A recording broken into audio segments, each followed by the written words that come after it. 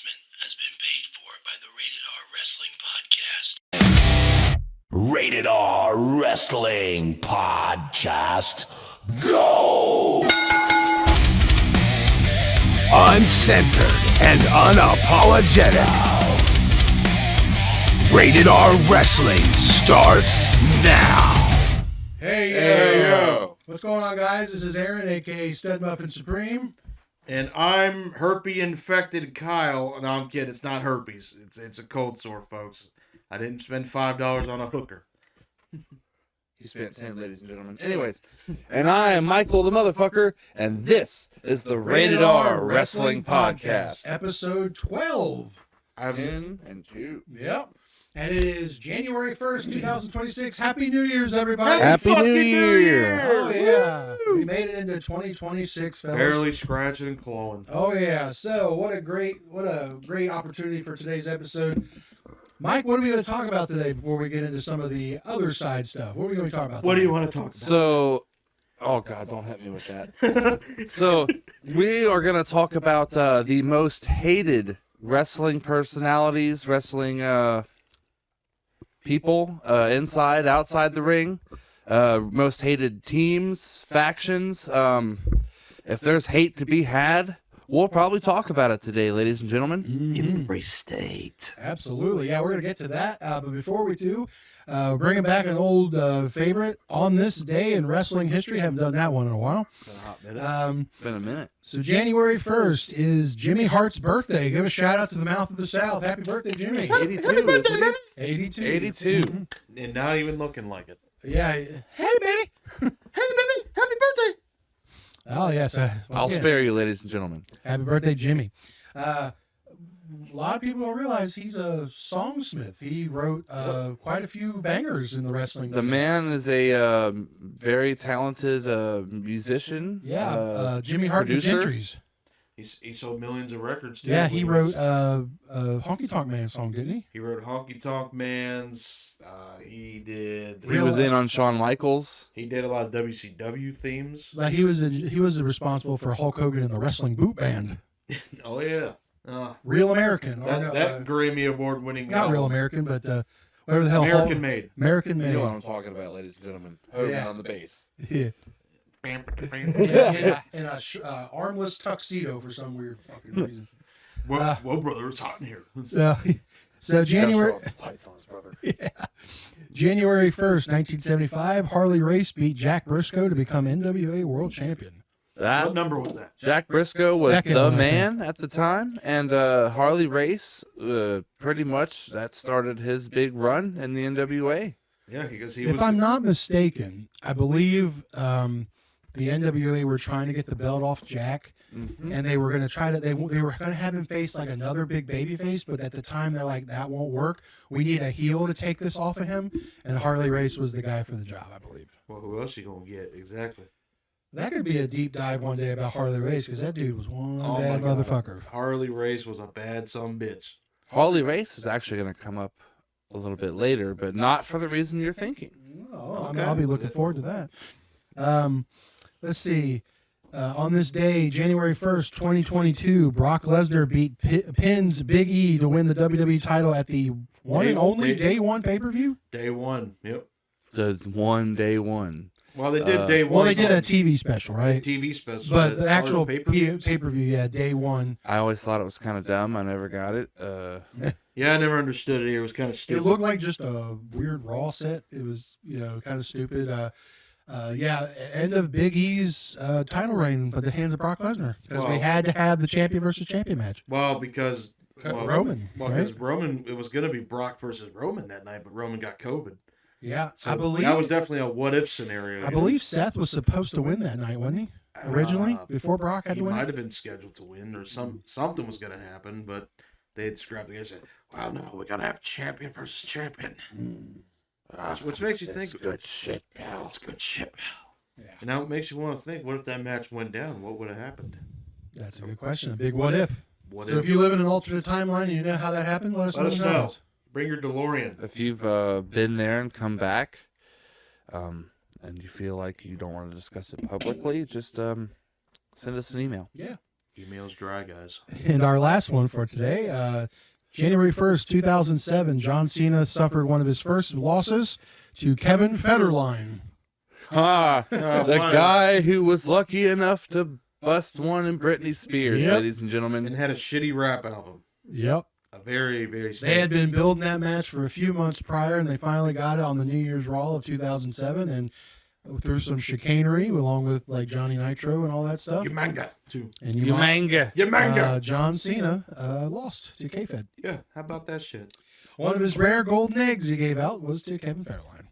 And what did he do with it?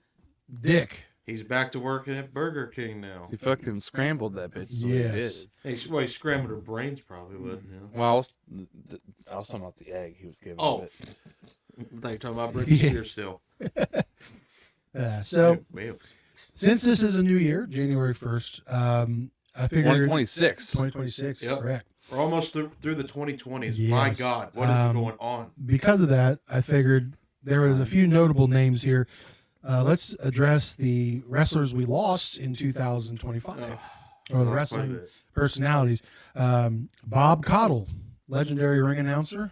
NWA, Jim Crockett. Mm-hmm. We lost Steve Mongo McMichael. Mongo. Yeah, what team did he play for? The Bears. The Bears. The Bears. The Bears. Chicago Bears. Yeah, he wasn't the most technical wrestler, but he very well respected. Was a member of the Four Horsemen. Great football. Indeed. Great football player, though. Yeah. We lost Sabu. We did. Yep. Sabu passed away in controversial fashion not too long after his final match with Joey Janela. 2 weeks. Yeah, there was some sort of, what was the drug that they were... Kratom. Kratom? Oh, Kratom. man. Yeah. And Kratom, apparently, from what I understand of it, which I'm fairly ignorant, is kind of like a stimulant. And not like speed or anything, but it can have mild effects similar to like morphine. Oh, shit. Yeah, it's unfortunate because like maybe not morphine, but it has some sort of pain relieving effects that I'm sure he was seeking. Yeah, that sucked because like he went out in his retirement match and then that happened, and there's always going to be a controversy, especially when it comes to like Joey Janela. And was it GCW? Was it a GCW show or was it just? I think it was Joey Janela's Spring Break. Oh, okay. All right. Yep. But yeah, a lot of controversy surrounding that. So again, rest in peace, Sabu. Yeah. And then of course we have the biggest one of last year, Hulk Hogan. Definitely unexpected. Terry Bollea. Yeah. Yep. The Hulkster. The real American. The Hulkster. Just out of nowhere. Hollywood Hogan. Hollywood. Now you want to talk about Underlips. The controversy? bolder Terry Bollea. Yeah. You want to talk about some controversy surrounding somebody's death? Oh my God! There's a lot of like speculation. There's a lot of dark clouds hanging over the circumstances involving his passing. Well, Ric Flair said. Well, according to Ric Flair. Yeah, he took street drugs apparently. But and people no one else has said that but Rick. But considering the tangent Rick's been on lately, can you really? It's well, Hogan's late wife, his widow right now. She was not very happy with what he said. I remember seeing that she was contesting some of the things that he said. But yeah, it was really. I mean, it sucked because him and Bischoff were just getting Real American Wrestling off the ground. Their project, a Real American Beer, which I still see commercials for with him on, by the way. That's kind of interesting. Yeah. I think they have access to his name, image, likeness. Mm-hmm. I would say so. But yeah, that was a big shocker right there, man. He just like dropped dead out of nowhere. Like it was crazy, and came at a bad time too because he was still kind of like we were still kind of riding off how the fans kind of reacted to him at the first Netflix show earlier last year. And that was his final appearance. Yeah. Well, to be fair, they kind of set him up. They were in L.A., a blue state, and he had recently pledged his support for Trump. Yeah, so he was going to get that reaction regardless, even if he didn't have the bad PR going. Yeah, a combination of that, and then a lot of the people that just, for their own reasons, were not fans of Hogan's story accuracies on certain things. His many mistellings. Yeah, I mean, you could probably do a whole deep dive into that crap. We may. Maybe there were some young fans who maybe don't like Hogan because That's a good of idea. racist shit. I Who mean, knows? there's legit reasons. I mean, Hogan's kind of like I've said it before. Has said some things that he probably shouldn't have said, but Hogan may come up later today too. that's very yes. I think I feel that coming on the horizon. Stay tuned. But as he said, we're going to be talking about the most hated wrestlers, wrestling factions, wrestling personalities. Now, I want to kind of put a disclaimer out here because now in the more modern day, you can't really elicit the heat that the old schoolers got. So back in like the 70s and 80s and so on, that's where you got your real hated wrestlers and all that stuff. So just keep that in mind because it is hard nowadays. It's still possible. There are some wrestlers that can do it, but with kayfabe being shattered nowadays, it is hard to get and elicit that visceral heat. Yep. Like no one's waiting for people outside with pipes, and no one's trying to stab people. No one's Unless you're Ricochet. All true. Unless you're Ricochet. He's somehow got that kind of heat talking crap on social media. Yeah, he fucking shit. Yeah, we won't get into Ricochet. No, At least I won't. So no one's waiting outside with bricks to throw through your window and flatten your tires. And all that. no one's trying to run you over. That we know of. Oh, that's fair. To be fair. Well, you still have the occasional stalker. Oh yeah, the stalkers. The the stalkers are still there. Yeah. Why y'all stalking, creepy stalkers? Hey, you fucking creeps! Or get a life. you know what really pisses me off? The hounds that wait for the wrestlers at the airport. The autograph hounds. Yeah. I hate those The ones that go, can I just get, now if you're just waiting for like one thing to get autographed, okay, but if you got like, oh, I've got 6 things here for you to autograph, you're a dick. You're a fucking dick. And don't approach them when they're at an airport because listen, I've been at the airport a lot. You don't want to be around nobody. Nope. You want to get in and get the fuck out. You're looking to, especially them, they're looking to either get on the plane or get to their hotel room as fast as possible, not stick around with you. So if you're blessed to even have an interaction, let alone an autograph with a superstar, You know what? you should count your stars. It's like what CM Punk said in the pipe bomb. Appreciate what you got. You're gonna wait and hound for me at the airport at 5 a.m. so you can get an autograph and go sell it on eBay because you're too lazy to go get a real job. You're lazy, or that, or you have no fucking life. Yeah. So keep that with a grain of salt. That there's different levels of heat depending on the decade we're talking about, but nonetheless, like I said, it is still possible. So, who would like to go first? Anybody got a name they want to throw out there? Well, let's see. Think of most hated wrestlers in history, man. Most hated guys who just got fucking hated. All right, well, let's start off big. Roddy Piper. Roddy Piper. Probably arguably the best heel of the 80s. One of the best heels. Not to mention 70s, too. 70s, yeah. He started in the 70s, man, in the territories. He would come out there and he'd get people fucking booing him, and they pulled guns on him. They pulled guns on him. Knives. And all he did was go out there and talk so much shit to people. He incited riots, too. Oh, yeah, he did. Especially when he worked in San Francisco. Portland, L.A., San Fran, yeah. Because you heard a Samoan out in San Fran? Most of the Samoans were in the audience. They would have jumped the guardrail and killed you. Probably would have cooked you, too. Probably throw you in the pot. I don't know. Who knows? They're not savages. Well, or cannibals. Well, Yamanga was, but even though the wild Samoans looked like a bunch of crazed islander cannibals, that doesn't mean they were. Well, maybe some of them, maybe like his opinion does not represent the Rated R Wrestling podcast. Sorry, Samoans, with all due respect. Even though we are uncensored and unapologetic and unscripted, we would just like to not alienate any one particular group. Yes. Sorry, Samoans. Plus, we don't. If we ever have the chance of taking the show in San Francisco, we don't want any wild Samoans trying to kill us. Or stab. Well, we ain't got to worry about San Francisco. Well, I won't get into that. Never mind. No, never mind. I better not get into that. Okay. So, yeah, Roddy Piper. Roddy Piper. Yeah, he come out there and you had the Piper's Pit. He go out there and talk shit. You know, he would talk shit to Andre the Giant, Jimmy Snuka, even the jobbers out there. Mm-hmm. Especially the famous Jimmy Snuka bit where he hit him with the coconut. Mm-hmm. You know, he called him Monkey, Jungle Man. You know, he said, I didn't get you a banana. I didn't get you a tree to climb on like a monkey. And then with his rivalry with Hulk Hogan. Well, he is one of the foundations of WrestleMania. Yeah, he was in the main event. He was the antagonist of Hogan's. He was the main villain. of Hogan and Mr. T. And he was so hated, he even got Mr. T to hate him for reals. Because Kayfabe, brother. Kayfabe heat, brother. Kayfabe heat.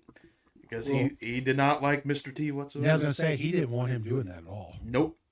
He actually almost no-showed WrestleMania. Hogan had to pretty much be the mediator and say, we got to get this done. Because Piper was like, I'm not fucking doing that.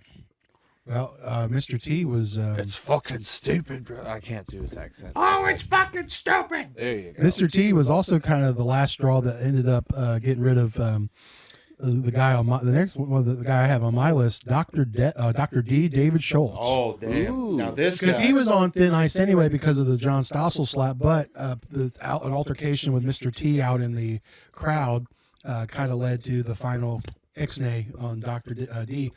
But yeah, talk about a guy who was really hated. This dude was a... But shout out to Dr. D, dude. You're the man. He's a Yes. bounty hunter now. He represented kayfabe and blasted that dude with absolutely no hesitation. Well, John Stossel deserved it. Yeah, because he had to be a dick and be like, I think this John is fake. Stossel's still around too, so you can. Yeah, you deserved it, John. You want to come on here and talk about it?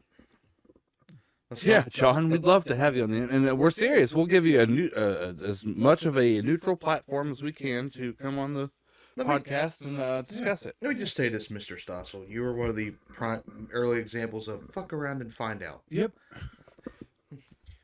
How did Vince not know that if you're going to send John Stossel to interview a wrestler, you do not send that guy to Dr. D? Well, if you believe the story, I think Dr. D said it. Vince told him to slap him. Yeah. He told him. Yep. And then the fire got too hot, and then somebody had to be the Fall guy. Somebody had Yeah. to take the fall, and unfortunately, he took the fall. Even though he was getting some momentum there, he was rising up as a heel. Eventually, he was going to work a program with Hogan. He was gonna work with Hogan. Yeah, he was gonna.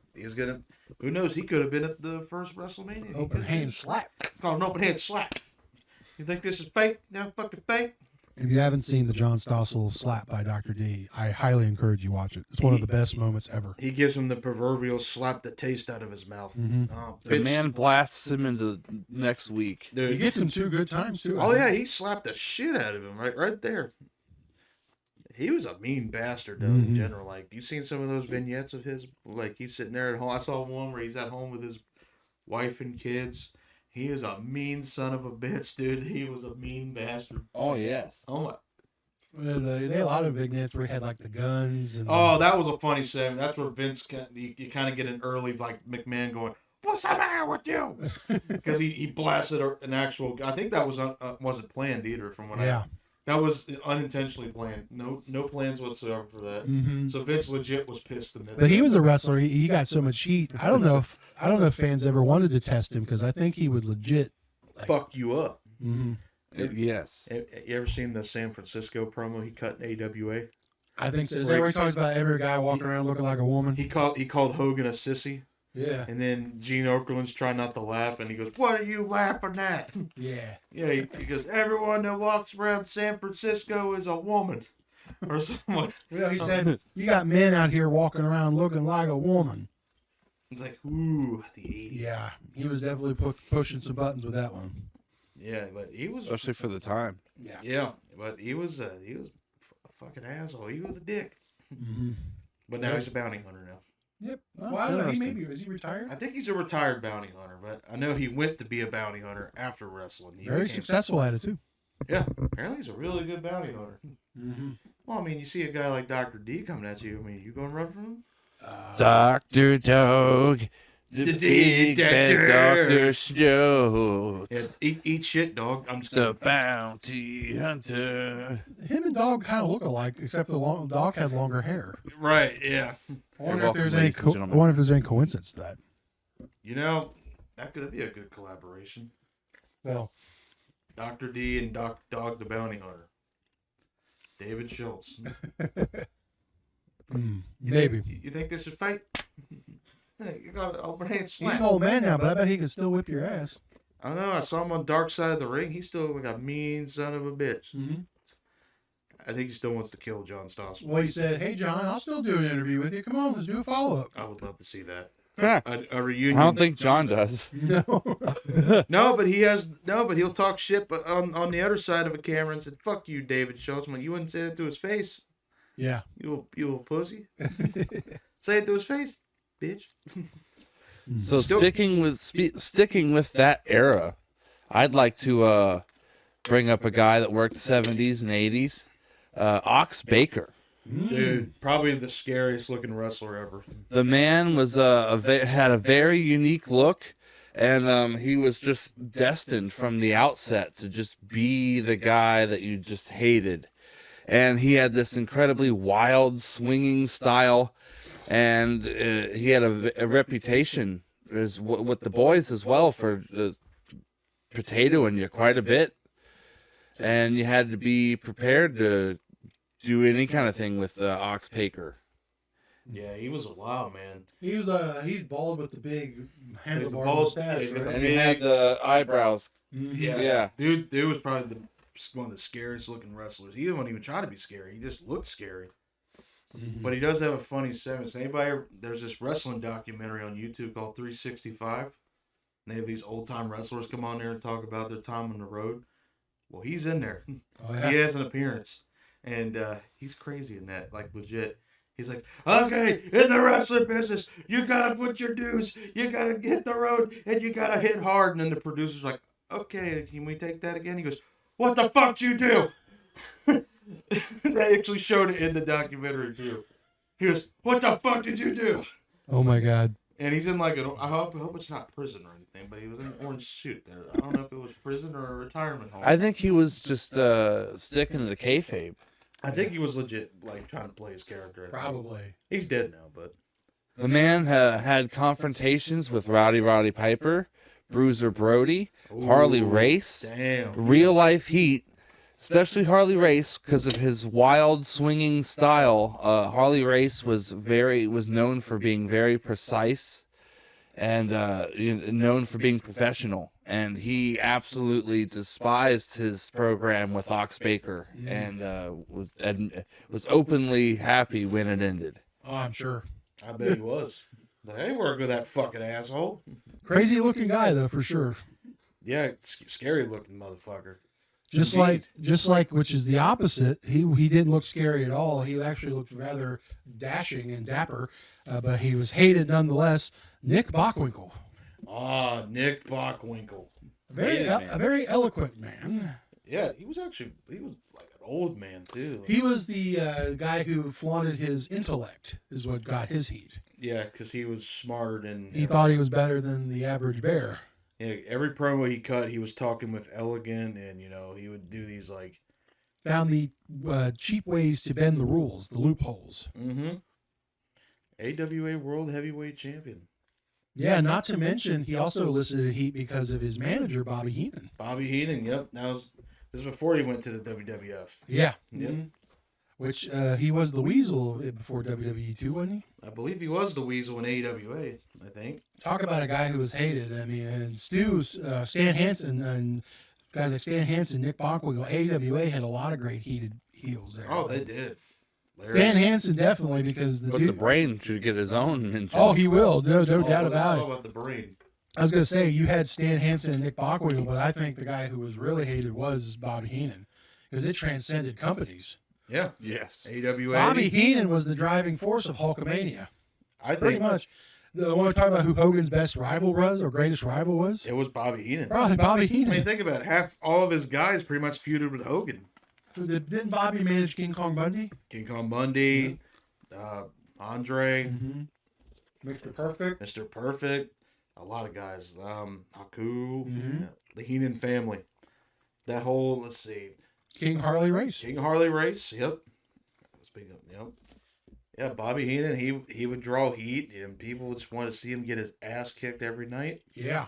Very good heel. That's how you're great heels, when they pay money to see you get your ass beat. He turned Andre the Giant heel, dude. Yeah. He got I mean when And Andre came on, vice versa, turned him babyface too. that's true. That's how good he was. He could turn a guy heel, or if a guy turns against him, like Andre or Mr. Perfect, then they instantly become a good babyface. Instantly, because they turned on him. Yeah. And then he was a great commentator too, but he was a good heel commentator. with Gorilla Monsoon, arguably the best duo in commentator history. Will you stop, Brain? Will you stop? Just stop it. I mean, Did you guys ever see that clip where Brian Pillman was fucking with him? oh, at the Super Brawl, or was it? Well, Clash of Champions? Heenan's got a bad neck, and then Brian Pillman went over and started grabbing on him. And then what did Bobby Heenan say? Hey, what the fuck you doing? Oh, live TV, by the way. This was live. What the fuck? I think this was at a Clash of the Champions or something. I think. Yeah. And they were live. Hot mic, pal. And then Ted Turner's like, oh, no. Yeah. Let's see, yeah. Even he was even so good as a heel against Hogan. Even when Hogan turned heel, he goes, "Whose side is he on?" He kept to the. He kept to his character, man, because he was the Marine. I mean, he was a great, like I said about Gorilla Monsoon. He was a good counteract to Gorilla Monsoon being the beloved, figure in wrestling when they had primetime wrestling. Yeah. Bobby Heenan was the antagonist of that show. Mm-hmm. I mean, he was. Yep. They had great segments together. Oh yeah. Very funny segments. And then, and then he would actually, poor Warrior had to fucking kill him in the. It's like Mike's killing me with his ass here. Uh-oh. He's following in my footsteps here, folks. Oh no. But yeah, anybody who was paired with Bobby Heenan, man, they were instantly a hated son of a bitch. Mm-hmm. Proving that it didn't have to necessarily be the wrestlers that got the heat. Managers were great at getting heat too. Jim Cornette. Yeah. James Z. Cornette. And that's that. Yep. And then the heir apparent, I feel like, to Bobby Heenan. Honestly, yeah, because Cornette started about the same time, and a little bit later, because Heenan was already in the business by then. Mm-hmm. But yeah, he was the next guy after Heenan to be the next heel manager, because he managed Midnight Express. Yeah, he was pretty much like a what's the word I'm looking for? An entitled mama's boy. He was a mama's boy. Entitled mama's boy. Yeah, mama's boy from Louisville. Shout out to Mama Cornette. Mama Cornette, Louisville Lip. R.I.P. Mama Cornette. Yeah. Oh, yeah, that's right. Made the tennis racket heat draw. Oh, dude. Oh, the tennis racket of all things. Yeah. I'm pretty sure he insinuated one incident where a fan pulled a gun. Oh, he said he's had knives pulled on him, guns. I mean, bottles thrown. People were trying to beat him up along with the Midnight Express. That's why he has a very famous dented tennis racket hanging on in his wall in his room. Yeah, he's used it as defense. Yeah, because somebody went after beautiful Bobby Eaton, and then they waist locked the guy, and he went whoop, whacked that some bitch sideways, and stuck it right in his fucking. He says it's dented, it's beautiful, blood covered, and I got it hanging on my wall. And he said, I had a mighty swing back in my day. Yeah. I hope that wasn't the story where he found out the dude had mental problems, was yes, it? Oh, was. No. Yeah, the dude had mental problems. Which he responded with, okay, I get it, but if you were his handler, keep an eye on him better. Yeah. I mean, that's true, yeah. But here's the thing. You're not going to have time to ask what the dude's mental state is. You're in a crowd of people who all want to hurt you, and some big fuck's coming to you. I'm sorry, I'm swinging before I'm asking questions. No, some big fuck's already going on Bobby Eaton. Oh, yes. You won't stand much of a chance unless you get a good whack in right here, right now. Yeah. Whack! Just bam! Uh-huh. I mean, hell, he was so good as a heel, people wanted to see him in a skyscraper match. Yeah. And he blew out his knees.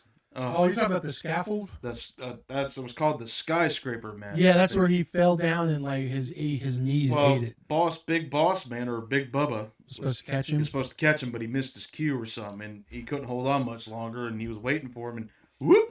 Oh he yeah, slipped and busted his foot. It doesn't look that gnarly, but it hurt his knees pretty bad. Fucked his knees up it blew. What was it? A PCL? ACL? Something like that. Mm-hmm. He had to get like an operation done or something. Yeah. But yeah, he went on to manage Yokozuna as well with Mr. Fuji. Yeah, he was great manager, great heat magnet. One of my favorite stories is him being someone stole his tennis racket, so he jumped in the crowd after it, and he finally caught the guy that took it, and he realized, holy shit, I'm in the middle of ringside. He goes, people were pulling out chains, knives. Next thing you know, he sees bodies flying. Here comes Dr. Death, Steve Williams, just pie-facing motherfuckers. Oh, shit. Put him under his arm and continued to pie-face people. I can see that. Damn it, Jim. God damn it, Jim. What are you doing? Move. Fucking move. Yeah. And then he goes, as we were going by, I see a head pop out. Boop. Boop. Golly. See, that shows you how good the heels were back then. Yeah, man. Jim's quote was, listen, you got to hit a motherfucker hard enough, because if he gets back up, you're going to have to keep hitting. Yeah. Pretty much. Because you have to commit to the bit. You got to, man. What about Invader 1, a.k.a. Jose Gonzalez? That dude's hated for a lot of reasons, more specifically because that's the dude that stabbed Bruiser Brody in Puerto Rico. Oh, that motherfucker. Oh, God. Allegedly.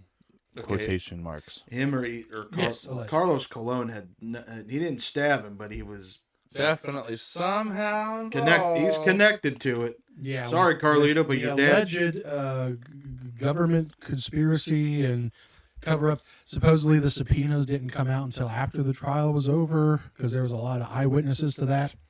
Well, Tony Atlas was definitely a witness. Yeah, you know who wasn't a witness to that? Hulk Hogan or Ric Flair. Yeah, when he's like, "Oh, I remember when Bruiser Brody was stabbed." No, you know what his quote was? He goes, "He got his throat slit." No, Hogan. He did not get his throat slit. Yeah. What was Ric Flair's account? Well, Ric Flair said he was there, but it was proven that he was on an NWA tour at the time. Let's say he was nowhere in Puerto Rico at that time. Yeah. But, yep, Invader 1 hated, Because you took not only by the boys, but a lot of the fans too, because allegedly he murdered Bruce Brody. Yeah, you took Bruiser Brody from us, you fuck. Yeah, fucking asshole. He had more fans to swing chains at. Yeah. I mean, goddamn, dude. King Kong Bruiser Brody over here, Dude, dude. come out into the ringside and just destroy things. Was it him that would, when he would come out in Japan, the whole crowd would run? Yeah. Yeah. Literally, he would come out and the whole crowd would leave. Swinging a chain. Yeah, he would come out swinging the chain, and literally the Japanese crowd would start running, like he was Godzilla or something. He was King Kong Bruiser Brody, right? He was King Kong Bruiser Brody. or King Kong Brody or something. Something right? like that. I know he dropped it when King Kong Bundy started, wasn't it? Out of respect. Is that how that I worked? think so. I don't know. Let me know in the comments. I think that's the story. Somebody correct us. Even the Rain Man here doesn't even know. I think he changed his name out of respect, maybe. He may have, yeah. Because I think King Kong Bundy was using the name first, and then he just decided to, out of respect, not to use it, infringe on the gimmick. Let me know. You know, I feel like I heard that somewhere. Somewhere, yeah, for sure. But yeah, the nice visual to see when he would make the Japanese crowd run. Mm-hmm. That was pretty fun. Yeah, They dude. would throw chairs and shit. Yeah. So then Jose Gonzalez had to fucking ruin it, supposedly. Allegedly. Allegedly, we don't know. I don't think we'll never know the real answer. I don't think so. Just ask Tony Atlas if you want a good story about it. Well, Tony Atlas tells a good account of it. Hmm. Let's see. Let's talk about hated dudes. I'm surprised that we ain't mentioned him yet. The good old Sheiky baby. Sheiky baby. Yeah, Oh, the Iron Sheik. The Iron. Oh hell! The Iron Sheik. My God, dude. He was like the prototypical classic 80s foreign heel, man. Yeah, and this was during the Iranian hostage crisis too. Yeah. Was where he was at his peak. Oh my God, did he come out brave? Iran #1. USA Hot 2. Yeah, he come out, dude. Every time you would go back and watch a Sheik match from his peak, there would be garbage thrown in the ring, man. Every night there'd be garbage in the ring because Piles. We're talking soda cans, beer cans, everything they could think of. This man, all he had to do was stand out there. Yeah, that's all he had to do. He would come out. He even got Freddie Blassie to wear a turban, wear a fucking headdress or a towel head on him, and he would come out there and the crowd would just fucking shower him, and they said, "Fuck you." Mm-hmm. He'd come out, wave the flag and everything. Big heat. Good heat. And this was pre 9/11, so yeah, this was interesting. Well, like I said, it was during the Iranian missile crisis, so the tempers were a little were a little bit on edge. People were not too fond of that country or anybody representing said country. Yeah, and then to lump him in there, he brought along. Well, let's see. Yeah, he even got Bob Backlund cheered, and Bob Backlund was boring. Milk toast Milk, Yeah. milk, is the word, ladies Oh, and gentlemen. man. milk toast. If you don't know what it means, get a dictionary. The man was milk toast even for like the 60s. Dude, Bob Backlund. Dude was as white bread as you could get. Dude, the other day I watched an interview with Bob Backlund, like from back when he was wrestling, when they were doing an interview. I about fell asleep during it. And it was a 2-minute interview. Oh, that's bad. And then I saw another funny one where Hulk Hogan was in the ring. This is when he was a heel. And he goes, "Oh, why are you interviewing this guy? He's so boring." They buried him on TV. Yeah, they're like, "Oh my God, they let him do that?" And I think he was the world champion at that time too. Yeah, Bob. So Sheiky Baby had to teach him a lesson. Yeah. Mm-hmm. So Sheiky Baby, that's when he won the title, and he was such a good heel that Sheik played a big role in Hulk Hogan getting over. Yeah, and then they added to Iron Sheik when they added Nikolai Volkov. I was gonna say I was gonna get to that. Yeah, brought in Nikolai Volkov, a Soviet. Yes, during This the was Cold the War. Cold War. The Foreign Menace. So they're like, hey, let's get them even more heat. Let's have the Russian guy come out and sing the Russian national anthem every night. Yep. And the crowd would just fucking boo, and then she'd get on the mic. Russia number one, Iran number one, USA two, act two. Even more heat when they beat the American team at WrestleMania 1. US Express. Ah, yeah, dude, that got him heat. Barry Windham and Mike Rotunda. Then he had a great boot camp match with Mr. USA, Sergeant Slaughter. Oh, yeah. Those were big draws in the 70s for the WWF. Yeah, the boot camp matches. Have you ever seen any of those matches? I have not. So They're very bloody. They actually just uploaded the one with Sheik the other day on the Vault. Mm-hmm. And for an 84, 85 match, it was pretty bloody. It was very bloody. Oh, my God, dude. They Sergeant Slaughter had a white tank top on that was pretty much red by the end of the match. Well, this one he had a black tank top on. Oh, I saw the one where it was white. Oh, yeah, that might have been another one that they had. But the one I saw, he had a black one on. And they got some color. They got some color. And that's what the fans in Madison Square Garden wanted to see. They wanted to see Sheik's blood. They want to see his ass get his ass kicked. Mm-hmm. And then when they even popped huge because he was so good as a heel that he got whacked with his own boot. The crowd fucking exploded. Yeah. Ah, yes, the curled-toed boot. Yeah, he came out with the boots, and they actually played into that. They said, well, those are his custom-made boots, and he would use them as a weapon. They're loaded. When I was younger, I used to think those were the weirdest looking things. They kind of are weird-looking boots, but they're kind of cool. Now, is that an Iranian thing, or was that just part of his deal where he wanted to hurt you? It's an older school fashion in general, that curled up toe, like from the medieval ages. And he was inspired by like older footwear, and he asked a cobbler to take his boot and give it a curled toe like that. Damn. Okay. Yeah, I wasn't for sure, but it makes sense. I figured it was some sort of cultural fashion choice or. Yeah, but he would use that and bit the guy in the head every fucking night. Or he'd kick you in the back, because I would think he would kick you in the freaking ribs or something. Sold out the Pontiac Silverdome with Hulk Hogan. Yeah, he was on WrestleMania 3. Yeah. Yep. Yeah. I forgot who he fought that night. So him and Volkov fought the Killer Bees. Oh. The Killer Bees. And that was the debut of Hacksaw Jim Duggan. Ah. Yeah. Oh. Tough guy.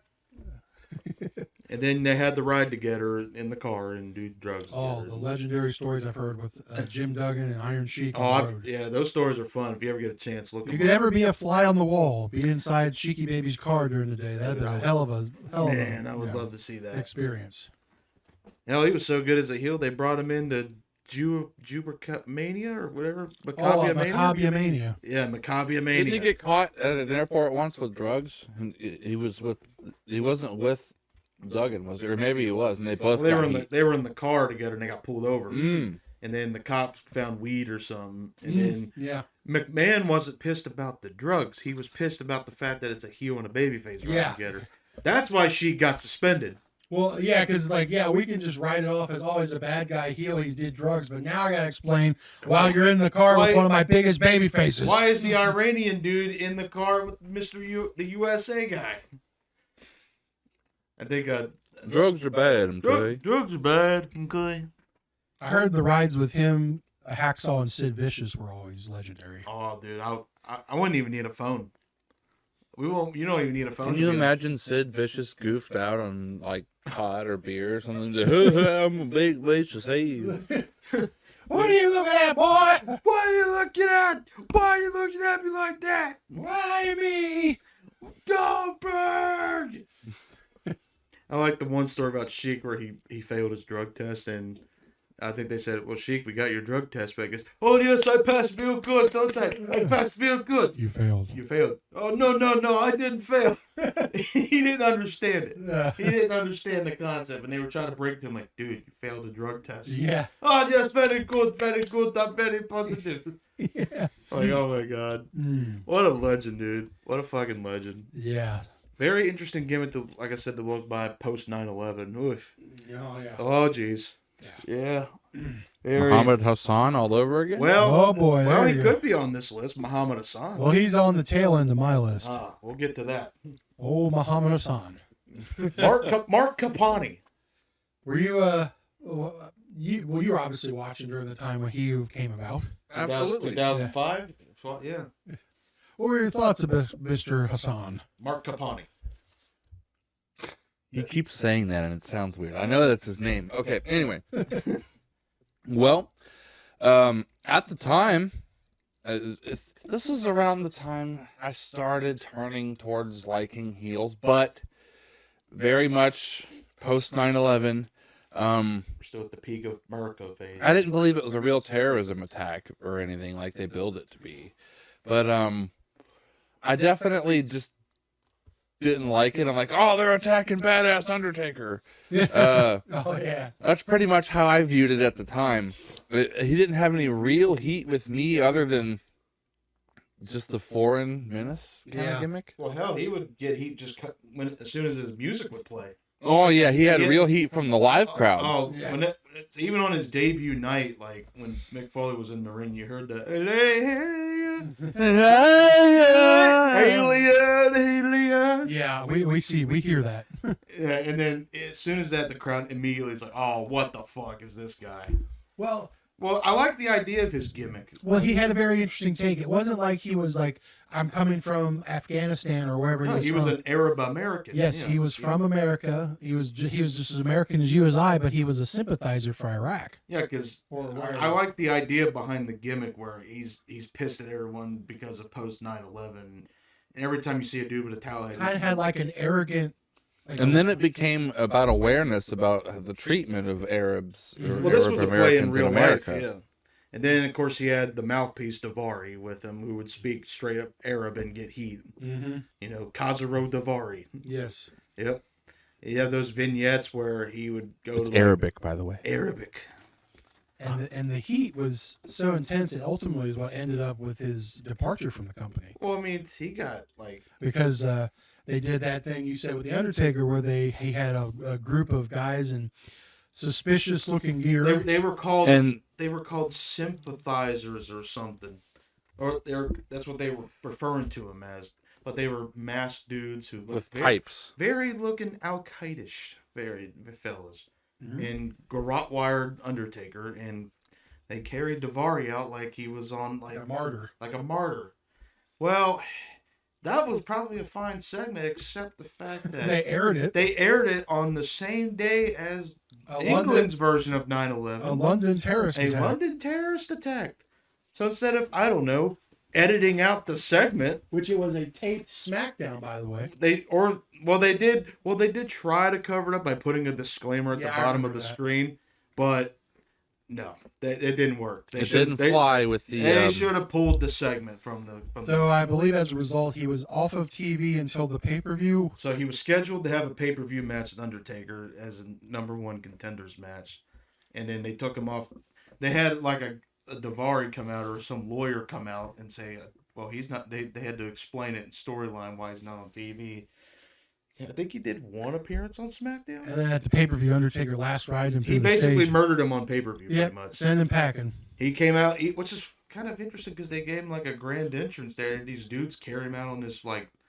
There was a much bigger plan, but yeah, because he was gonna win the world title. Yeah, he was set to go to SummerSlam, which was in Washington, D.C. And beat Batista. And that would have got some heat. Khosrow Davari? Or No, Muhammad Hassan? Muhammad Hassan. Okay. No, not Davari. Hell no.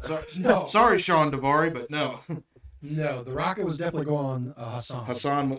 So it depends who you talk to. They say it's either the world title or the WWE title he was going to win. Well, I feel like since he was already on SmackDown, They were gonna give him the world title. Because they just moved him to SmackDown. Which, can you imagine the heat he would have got winning in Washington, D.C.? It would have been great, though. Imagine the promo he would have cut in front of, like, the White House or something. I feel like that would have been a really good heel run. I really Yes. do. I feel like he was on his way. It was just poorly timed. I think that was the issue. If they'd have done it like 2 years earlier, it would have went over much dude. better. Oh my god! Definitely one of wrestling's biggest what ifs. What if, like, Or at least pre 9/11, like if they'd have ran that in 2000. oh my god, he would have been hated, hated. Oh, hell yeah. Which they should have done. What they should have took him off TV and waited till the heat died down and then bring him back, or done something, or just take the segment out of the Well, show. UPN kind of had him by the huevos. Well, they probably should have edited the segment out. And I maybe would've, cut it, yeah. maybe cut the segment. Well, that was a big segment that night. Well, What do yeah, you I replace get it it. with? I get it was the classic build. matches. Yeah, you can't really. It's kind of would be kind of an on the brain decision of what are we going to do here? They Or are we gonna fill for time and have a taped promo to fill the rest of it? Yeah. I mean, they were kind of in a backed into a corner type of situation. I mean, the only thing, like you said, they could do was put the disclaimer out there. That's kind of the only thing they could do. I remember, But it wasn't enough to, like, Placate, yeah. especially the English audience, which is a little different than the American audience, a little more Yeah. sensitive, I believe. Yeah. I hear England people are actually not sensitive. I hear that they don't give a damn. But Well, their news considering does. that the London bombings happened the same day as the show was taking place on Yeah. TV, but it was very Horribly mistimed, is the best way. which, in their defense, they were not. They filmed it on a Tuesday, and they weren't suspecting by that Thursday or Friday Yeah. that a bombing was going to happen. Right. So they didn't anticipate it. But I do remember that segment. I'm like, I remember when that happened. I was like, who are these guys Yeah. attacking Undertaker? Who are these masked dudes? And he was out there doing the praise Allah, Yeah. even though he was an Italian playing an Arab American. Yep. That's what's kind of weird. He was an Italian dude playing an Arab American. I Just mean, happened to have had a dark complexion, and that's all they needed. I bought it. I when I first saw Oh, him, yeah. I thought he was from over there. I believe it. Well, they built him from Detroit, so True. I Yeah. thought he definitely came from Arab descent for sure. Oh, yeah, 'cause He looked the part. he definitely took the ball and ran with it. Like, he was giving it his all. Mm-hmm. He even took Iron Sheik's move. Took the camel clutch. Mm-hmm. Yep. I believe he got his blessing to do it too. I think he did ask Sheiky Baby for it. Yep. Which, Or maybe Bruce was an intermediate in that or something. I Probably. feel. who knows? Yep. Somebody had to have went to Sheik and said, "All right, can he do that?" Yeah. Oh yeah, go ahead, Bubba. Go ahead. Go ahead, do it. Oh, Make yeah, sure you know Iron fuck Sheik him are in the number ass. one. I put them in that camel clutch. Give me hell yeah. Hell yeah! Come out one time with that red flag, yeah? Yeah. show some love to around. They won't remember the shaky baby. Hey, the Bubba can I come out there with you and wave the flag at the Oh. Yeah. Now Muhammad Hassan's a high school principal. Yeah. So imagine if some kid said, "Hey, Mr. Kapani, I saw a video on YouTube the other day. Were you an Arab American? Why are you wearing a headdress?" Yeah. He was probably like, Although it's probably so far out that perhaps like that may not be topical. Like the kids may not know. Maybe I don't know. maybe they could. Well, it's because they. I'm they sure don't mention any it of them anymore. are wrestling fans that are get into the older stuff. I'm sure sure they'll see they it. made a discovery at some point. They Yeah. had to have watched an old show and said, "That looks like my." I'd love to be in that room when that discovery happens. Oh yeah. That's my principal. Holy shit. My principal is an asshole. He's. What did Stone Cold call him? I see sand people. Yeah. Sand people. Yeah. Oh shit! Oh, dude, I see what you're doing there, Austin. Oh, that was funny though. Yeah. That was funny. bit of racism there, anyway. It's a little racist, but it's okay. Now, speaking of not necessarily racism, but Southern tendencies and Southern love, I'd like to bring up a guy. The Honky Tonk Man. Oh yeah. The honky donkey man. The Honky Tonk Man. The honky donkey He's man. just a honky tonk man. He's cool. He's cocky. He's bad. Greatest Intercontinental Champion of all time. Just want to throw that out there. Sorry, Gunther. Bring up the honkometer. Ding. See, the honky donkey man was at the Continental Champion for 64 weeks. Honky Tonk Man was a very, very, very hated individual. Dude. Even though he started out as a babyface when he came to the WWF. Well, and that, yes. But... He was a heel in Memphis. Yeah, he was a heel. Especially in Memphis. My God, was he hated. The Memphis Brawl or whatever they did. Mm-hmm. The Elvis impersonator that thought he was greater than Elvis. You're talking about prior Honky Tonk Man when him and Larry Latham were the Blonde Bombers. Oh, when he was the blonde bomber. They had the Tupelo concession stand fight. Yeah, one of the earliest, like... Note that one down, kids. Tupelo concession stand fight. Was it Tupelo? I know it was a concession stand brawl. It's very infamous. Look it up. He was involved in that. It's where they pretty much said, hey, let's just fucking tear this building. Jerry Lawler was involved in that too. Ain't he his cousin? Yes. And aren't they cousins? Yeah. Yes. Even though he But hates they are him. not on good terms. No, Honky Tonk Man hates Jerry Lawler. He hates him. And I'm pretty sure the feeling's mutual on Jerry's part. Probably. Yeah, look up his shoot interviews about Jerry. You'll understand it. There's a lot. Jake also has some very ill feelings about Honky Tonk The Man. Honky Tonk Man. Jake the Snake Roberts But believes that he did not properly gimmick the guitar that he was smashed over the head with during a Piper's Pit segment. it was a snake pit. Snake Pit. Sorry. Snake pit. I knew it was a pit. Well, yeah, they did a lot of talk shows because of Piper being absent from TV, so they did a lot of talk show segments. But yes, that guitar was apparently not gimmicked properly, and it gave him serious head and neck injuries, which shortened his career and led to his drug use led and all to possible drug addiction. He was destined for that anyway. Well, no one knows, but yeah, if you listen to Honky's side of it, he's like Jake was already he was fixing to hit the drug house anyway. So there was two sides of that story, but yeah, he was a good heel in Memphis though when he decided to not be the blonde bomber anymore. Mm-hmm. Then he did the like a prototype. The Honky Tonk Man I think originated in Calgary. I think it was a cow. Because he worked for Stu Hart. It was Calgary, yeah. And that's what got him. That's what got him noticed by Vince. Vince wanted to bring him in as a babyface to be with Hogan, and he was such a heel that the fans in America who hadn't really watched Canada, I guess word of mouth had somehow traveled to the point where general American audiences already hated him. Did you see that smacked ass look he had when he was babyface? He had the suspenders and all that. Yeah. God, he looked like shit. Well, speaking of shit, this guy's a little gassy over here. Baby got a little gas. Somebody needs some Pepto or something. You want your colon cleansed? Right, I'm gonna clean mine. Yeah, I'm going clean. Yeah, a little strong today. And he was such a heel that like that Jake the Snake segment. Jake was a heel going into that segment. He turned babyface. And because of the fact that Honky Tonk was on there, the fans automatically switched to Jake's side just by association. Well, but Honky Tonk Man pretty much turned heel because they did a segment where Hogan or somebody was begging them to write fan mail to him. They did like a fan vote. It was like, do you like Honky Tonk Man? And everyone said no. And that basically turned him heel pretty much. Yeah. So he turned heel, and my God, he was a good heel. Had one of the coolest songs. I'm just a honky tonk man. He's just a honky tonk sideburns in my hair. I'm cool. I'm cocky. I'm my bad. hair slick back. I'm coming to your town in my mean Cadillac. It's just a honky tonk man. Wasn't known for his in-ring work, but it was his character work that got him over.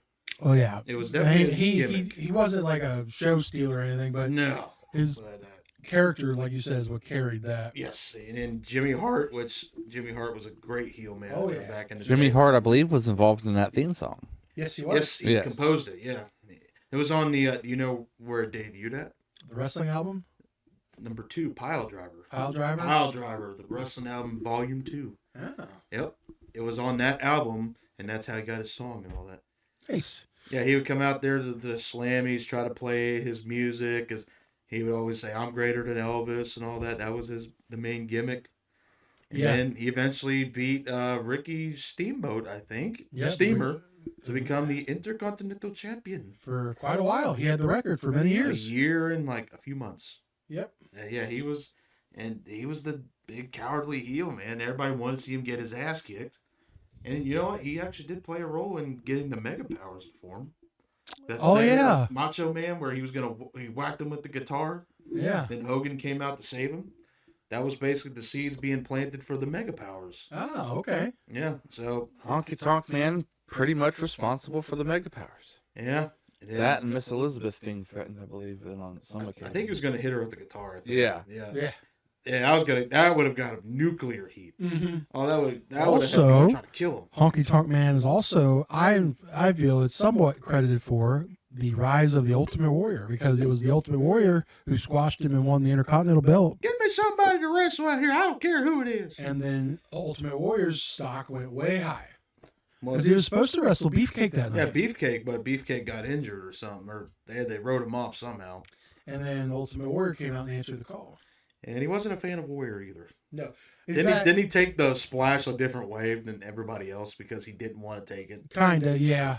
The Did he match, take it face down? well, no. If you go back and watch the match with Warrior, I guess Warrior clotheslined him in a wrong way, because as he's going for the final splash, you can see Honky Tonk Man, who's completely perpendicular to where he's supposed to be, scoot over and adjust. Yeah. It's really Like blatant. the camera was trying to pan from it, but they didn't. It was really blatant. Well, he almost took Howard Finkel's ass out because he knocked him off the apron when he was Yeah. running.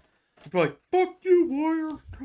So, speaking of most hated people, I'm just going to point out to Mike's shirt here, Edge. which he would contest because he actually loves Edge. He was my most hated guy. I will admit, in the early part of the Edge rated R wrestler or superstar persona, I despised Edge. I hated Edge. Was a terrorist in my eyes when I was a kid. He was a fucking terrorist.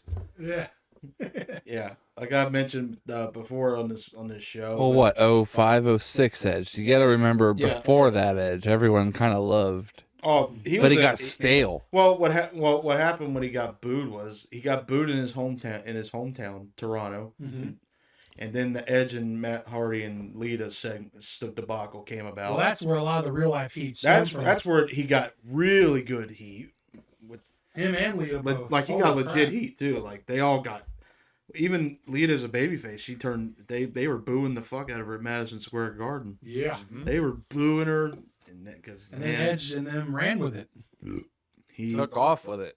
Yeah, because he already turned heel because he didn't get voted at Taboo Tuesday. Yeah. He didn't get voted in because he was supposed to win the world title that night. But From because he women's didn't get belief. voted to the match. They turned him heel. Yep, which was a good idea because he was getting booed by that point anyway. He was getting a little stale. He's a little stale as Little that stale. baby It face. always blew my mind because he just literally came back from injury, Literally, like when and everyone was going nuts. yeah He was big and jacked. And yeah he was. Yeah, but the pop was because of the return. But then, like a few months in, they started getting a little tired of it. Yeah. Well, not to mention they probably thought he was too. Well, not to mention how they took him out in the first place was very convincing. Didn't A-Train? A-Train absolutely annihilated him with a chair like 20 times He to got, the knee. yeah, and then he got attacked backstage at No Way Out or something. That he was supposed to be in a 6-man tag, and then he was gone for like a year. So there's a funny story. He'll get a laugh out of this. So when we were in like, I want to say, was it 6th or 7th grade? I decided to tell everybody, hey, I'm going to WrestleMania 20. I'm going to go there. I got some cousins in New York who bought me some tickets. I'm going to go see WrestleMania 20. You remember this, right? Not only do I remember this, I remember your Bill Goldberg line too. I remember that. One of the other lies I remember was like, yeah, I saw Edge there when Edge hadn't come back yet. Yeah, I remember that. Jesus. Yeah. You were telling people you're Porky Pies there. Mm-hmm. Okay. So you're WrestleMania 20 lies, huh? Yeah, I said I even I was like, yeah, and I never thought through the lie. Like, yeah, we live in Kentucky. I'm coming back the next day from New York to make it in time for school. So I used to get hounded on because of that lie. And then, ladies and gentlemen, he told another lie that Bill Goldberg had passed, Damn. I don't know which why I believed for like a good solid several years until I was corrected very harshly one day. And Yeah. Dickhead led me to believe Bill Goldberg had died back in like fucking, 08? 04 or something like that? What the fuck? Yeah, I guess you mean to tell me Bill Goldberg didn't die? 04, 05, something like that. You didn't tell me Bill Goldberg. Yeah, No, it was like 06. Who is this? Oh, you're right. You're right. Who is this kid from Kentucky saying Bill Goldberg died? No, it was 04 or 05 because 06 was our freshman year. You're right. Yep. You're right. Yep. Okay. Gotta get our memories right. But yeah, I only brought that up because I do remember saying, yeah, I saw Edge there, and then I remember, I don't know if it was you or somebody said, wait, Edge is hurt. He's not even back. He didn't even come back. He didn't come back yet. The TV. So yeah. So I got heat with Edge on that one. You got me in trouble. You got my lie busted. But It was probably me because I remember watching the whole knee mutilation by A-Train. They made it look good too. He's all caught up on the ropes and he was beating the shit out of him. I remember that. Yeah. Maybe my theory is they started hating Edge because he came back and then he got injured again. He got a torn groin. Yeah. And he kept getting injured. Maybe they were getting a little sick of it. I don't know. Who knows? Who knows why they were starting? Well, it was bad enough to where his hometown was booing him in Toronto. That's where the Bizarro Land phrases started coming out. Yeah. Because they were booing the heels. No, not the heels. The baby faces that night. Mm-hmm. They were doing the wave during the Yeah. Undertaker match. Yep. But yeah, Edge, he took that heat that he got from the love triangle and he fucking ran with Which it. I'm sure you embellished and loved all the heat he was getting because you were an Edge mark. So it was like the more people cried, the more you smiled. Including especially Eric Morris. Yes. And me. And Kyle. And me. Because This guy was visibly shook when Edge cashed in the Money in the Bank. I was pissed. 8 years old. I was spinning in a whirlwind of pissed off. I've never been up until that point. And I'm going to tie this into a most hated team that I had, which Rated then brings RKO. up Rated RKO. The two demons of Raw. Oh my God. Those two were demons. Oh my God. Annihilating Ric Flair, Oh. several others with concertos. Roddy Piper. They killed Roddy Piper pretty much. Yeah. Yeah, think about Edge was already a slimy bastard. Let's bring in another slimy bastard. The legend, the Legend upcoming killer. legend killer Randy Orton, which he was a hated fresh heel. off the spitting on Mick Foley feud. And this feud with Undertaker and all that. Yeah. Which, man, I hated Randy Orton too. He was my utter terrorist that I hated. It was like Bin Laden and Saddam. Yeah. Of the WWE for And me. then they decided to pair him up against DX. No, I was an Edge guy, and then when Orton decided to pair up, I was like, yes, double the chaos. Not to mention the banger theme song. Yes, that mixed theme song was dope. Oh yeah.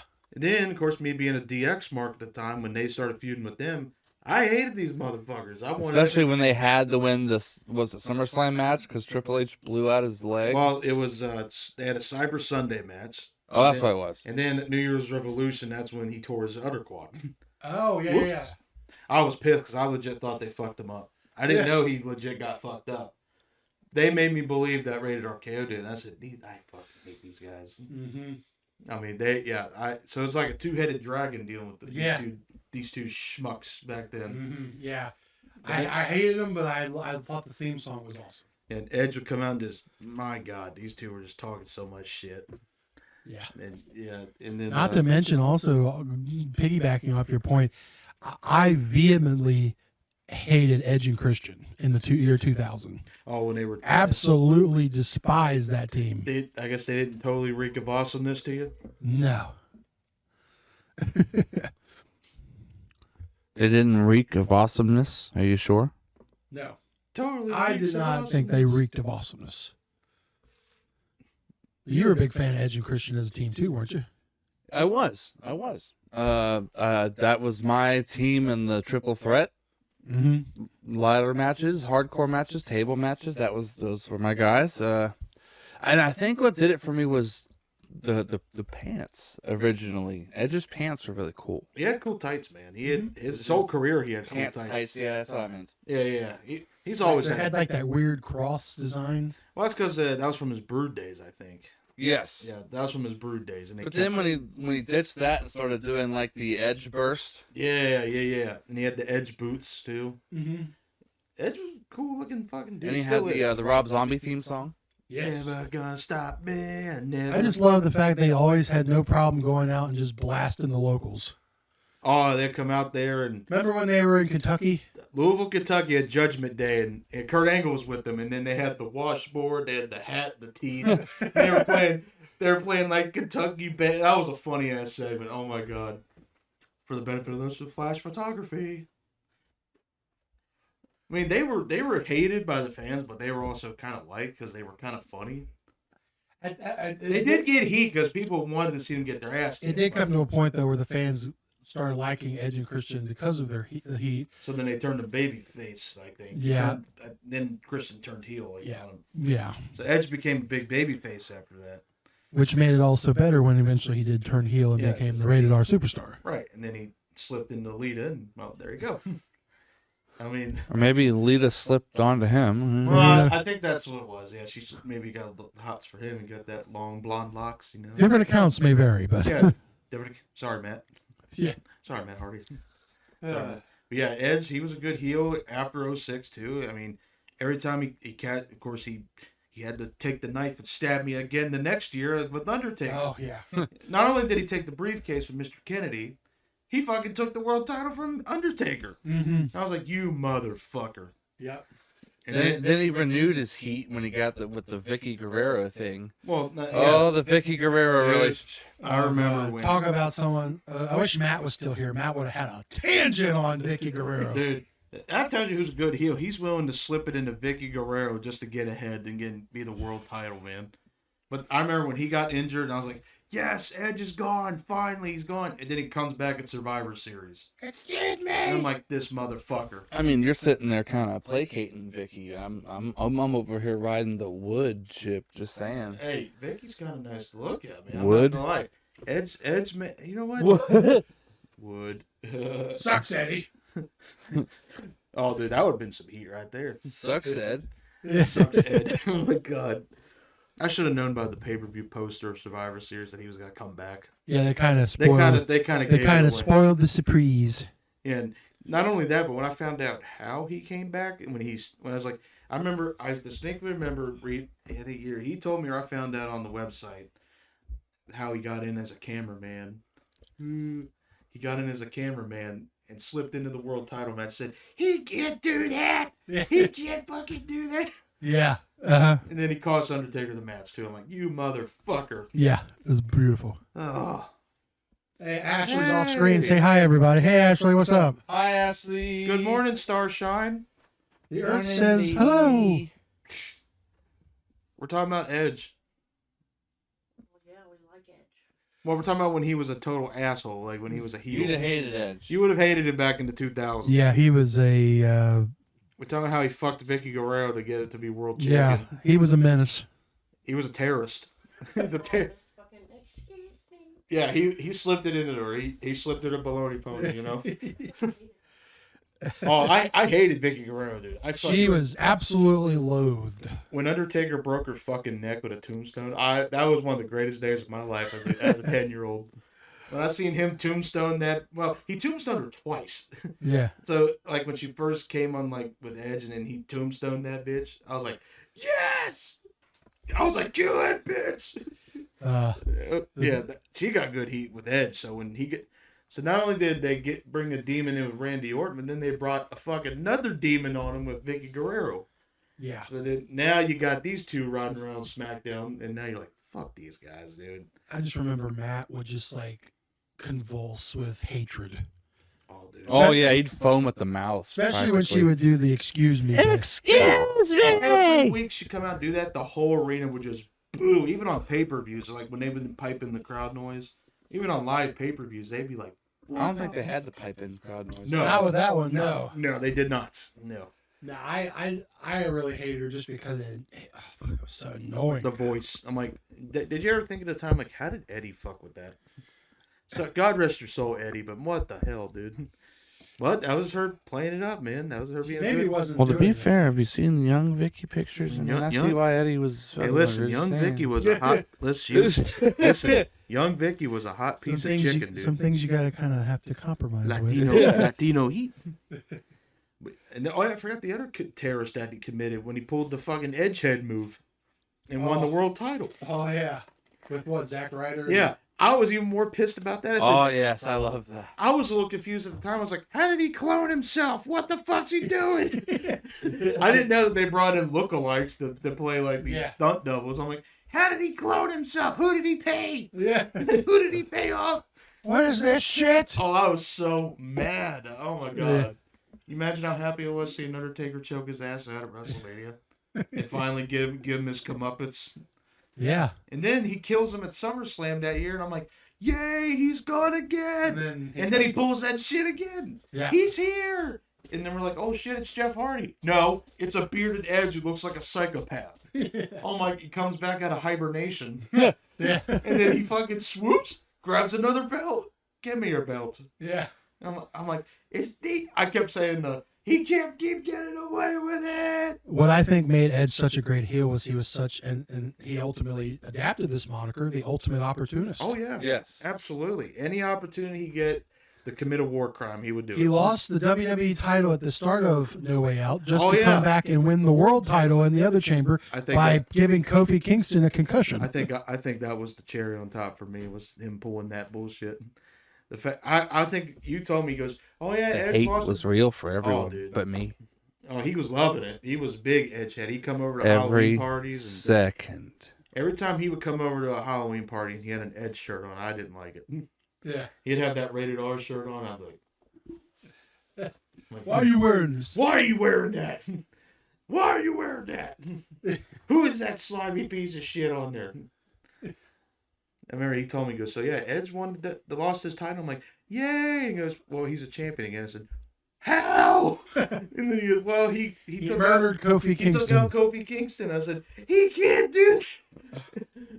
Which that does it's kind of weird. I'm like, okay, so they just let him go into the chamber pod, and they're like, okay, I guess can't do nothing about it Match now. gotta go on, pal. Well, think about it. He probably convinced Vince it'd be the ultimate swerve. It was They're good. finally happy I lose the belt, and then I immediately cheat my way into the chamber match again and win a belt. Yep. Well, that They'd was be, and think about the heat, Vince. Think about how mad they're gonna be when they well, leave. that was a creative choice to do that. Very creative.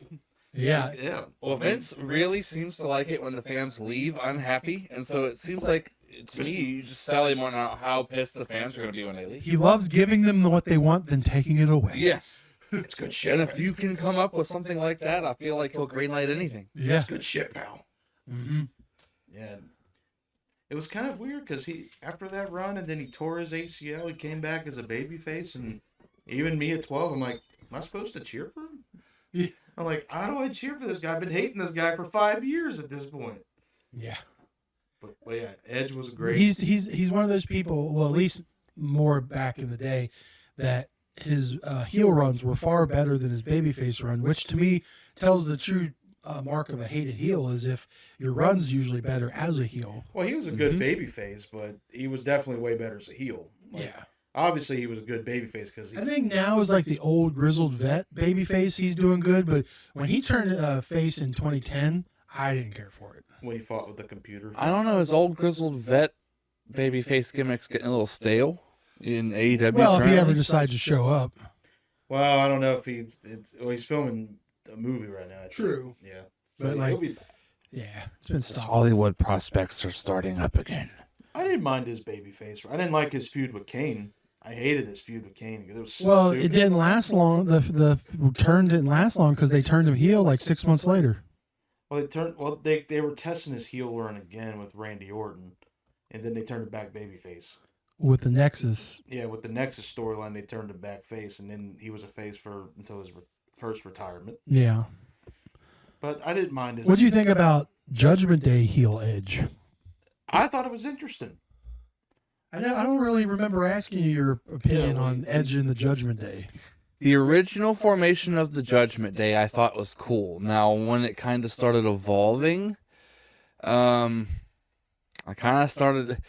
My natural inclination towards heels, I kind of started thinking it was lame as it went on. But the whole Dom turn, that was really cool. I liked that. And the fact that it gave Damian Priest and Rhea Ripley a resurgence in their careers, you know.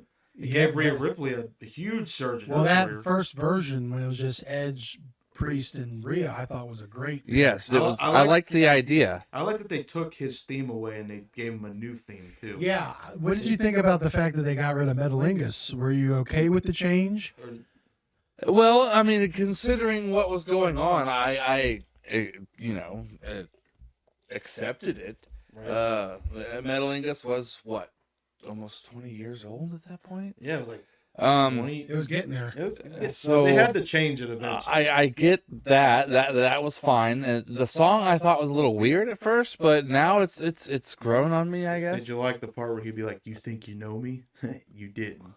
Yeah, something like that. And then I liked his entrance at WrestleMania when he come out on the throne and the pyro and all that. It's like Edge and Undertaker. He tried to rob the Undertaker's closet there a little bit. Yeah, I mean, he come out with the big cloak and he cut his hair too. He cut his hair. Yeah, that was weird. That was weird. I know we're used to his short hair look now, but it was weird when he cut. It was definitely weird at the time, for sure. Yeah, and then he come out wearing like.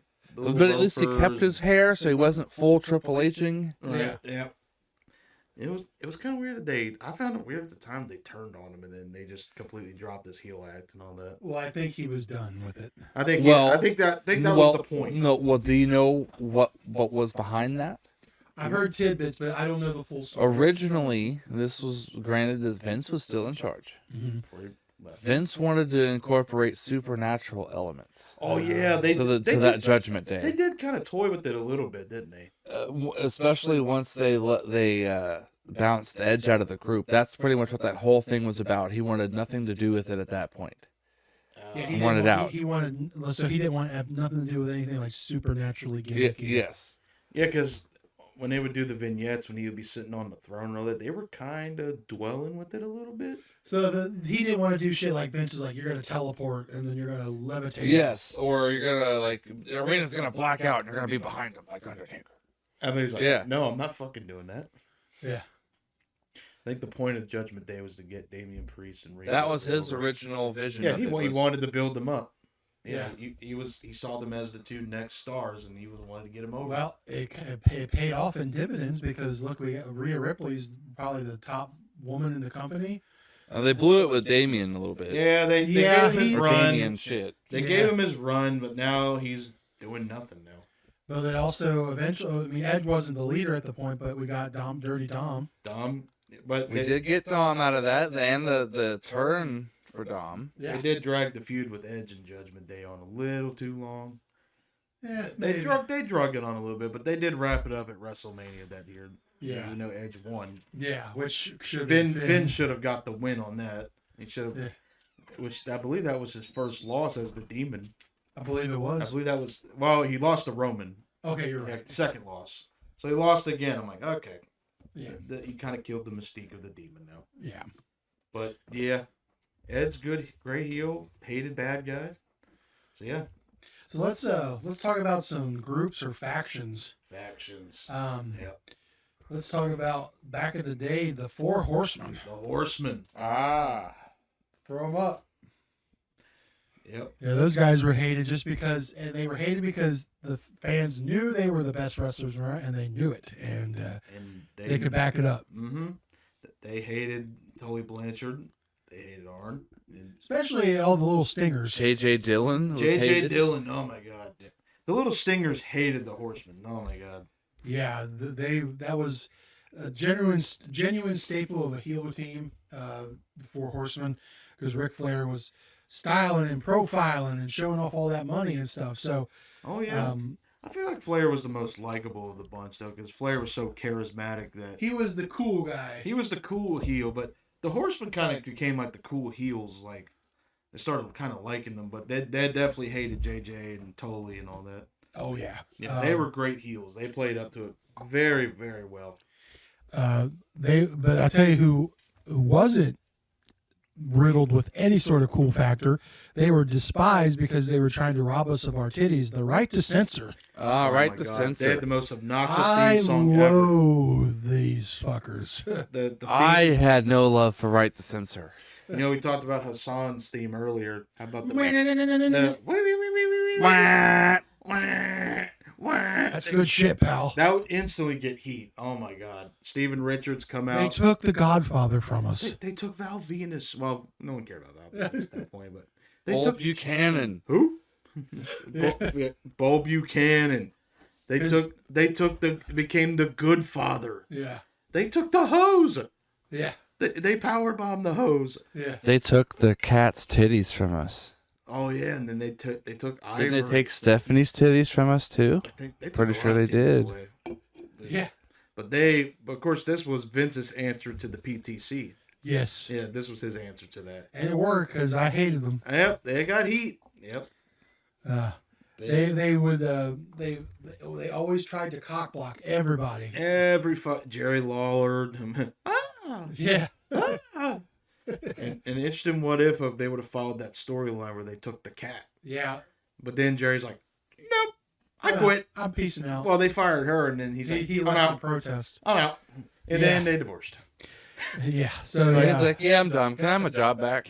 I'm done with this XWF bullshit. Can I have my job back? Yeah, King was going to be a lifer, no doubt. He was always going to be walking back. Absolutely. He was welcome back open arms. Yeah. You say lifer, he's not in the company now. Well, He had a stroke and all that, but as long as Vince was in charge, I feel like he had a job for life. But he's King wasn't around when Vince was in charge at the end. He was in the company. Mhm. Yeah, he was in. he was still He wasn't technically on commentary, but he was still in, like a ambassador. Yeah, he was under contract with them. Yeah, Yeah. but they're definitely not going to let him have his retirement match. Yeah. So here's a 2-for-1. They're different eras. Well, they were about a couple of years apart, but the foreign anti-American contingent, the La Resistance. I hated them. Oh, we talked about them. But then, do you guys remember the Un-Americans? Yes. Test and Christian and Lance Storm and William eventually. Pretty much like WWE's Team Canada.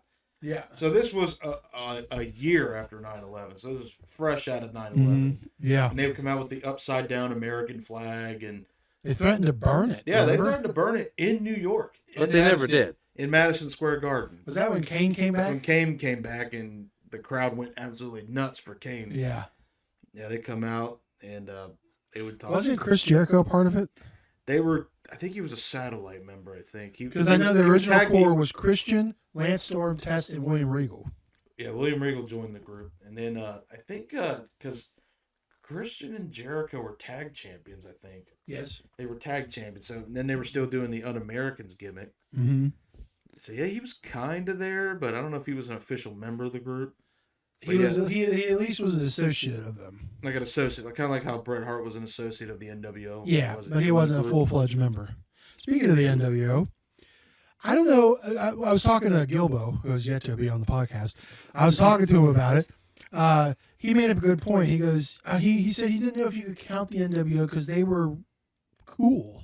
They weren't really hated. Yeah, because they. Well, at first they were hated. Oh, First yeah, they but were the hated. garbage getting thrown in because of Hogan's heel turn and all that. Yeah. And then Eventually, every week they would throw garbage at him. until it got to the point where they liked him. Yeah, because they were so cool bad guys, and I think the fact that they were seeing these WCW guys get their ass whooped every week, they were like, Yeah. "Fuck, I like the NWO." Yeah, it was a counter to like all that goofy, cartoony shit. Yeah, definitely counteract. But then as soon as it started getting stale, I think that's when they were kind of like, I mean, Wolfpack was over. But Yeah.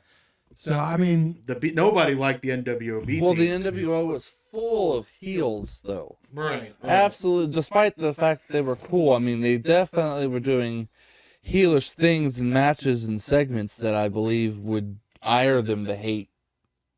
That would qualify them for the list. yeah, it's like I said. Kevin pointed out. It's a different era, but cool heat is still heat. True. Like I mentioned earlier, it's definitely different than like your 70s, 80s heat. Like nobody was trying to meet the NWO out in the parking lot with bats and knives and all that stuff. It was sort of like the cool, like it's cool to cheer. And now they want to party with the NWO. Yeah, Yes. like Yeah. Dennis Rodman and all that. Yeah. Nobody liked the B team. No. No, nobody liked the beat. No one The gave a shit. WCW. WCW. Nobody gave a shit about Vincent or Stevie Ray. That was his consolation prize for breaking up the Harlem Heat. So you can run the B team. Yeah, you could be the leader of the job squad, pretty much. Of the NWO jobbers, pretty much. Yeah. The fact they called them the B team, like, I mean, they were kind of, their fate was already kind of sealed there. with them calling, because they're basically inferior, pretty much. Well, they did hate the NWO when they did that, when the outsiders were beating the shit out of the guys backstage at Disney, and then they called the cops. Yeah. So they got heat for a little bit. Yeah, pretty much. Because they thought an actual gang attack was happening. Mm-hmm. Yeah. Rey Mysterio getting lawn darted. Lawn darted, yes. My favorite part. It's It's beautiful. one of the best WCW moments. Yeah. Hey guys, don't talk about my head getting smacked against the trailer. Ow. Yeah, It's not recreated. yeah. Nobody knows, but when I came down, I hurt my knee. That was my first injury to my right knee. One of many. Manny.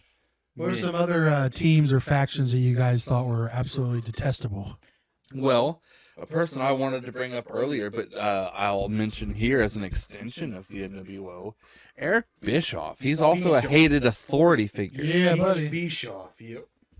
Eric Bischoff, as an authority figure, was hated in WCW. He was also hated in WWE Oh yeah, And very TNA. much so. And I think TNA. he was hated more so when he came and back, TNA. when he came back to WWE in 02. Oh, yeah, yes, they it was hated like the Vince made a deal with the devil himself. Yes. That was the big shocker, was in the fact they brought him in. Mm-hmm. Mm-hmm. Yep.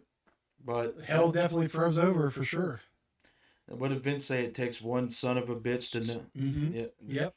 Vince- Something along the lines of that. But it kind of put the statement that he's working for me now. He's under mine. Well, it didn't really help because he was the authority figure during the time of the Reign of Terror, which a lot of fans really hated. So Bischoff was sort of the backbone to that because he was always in Triple H's favor.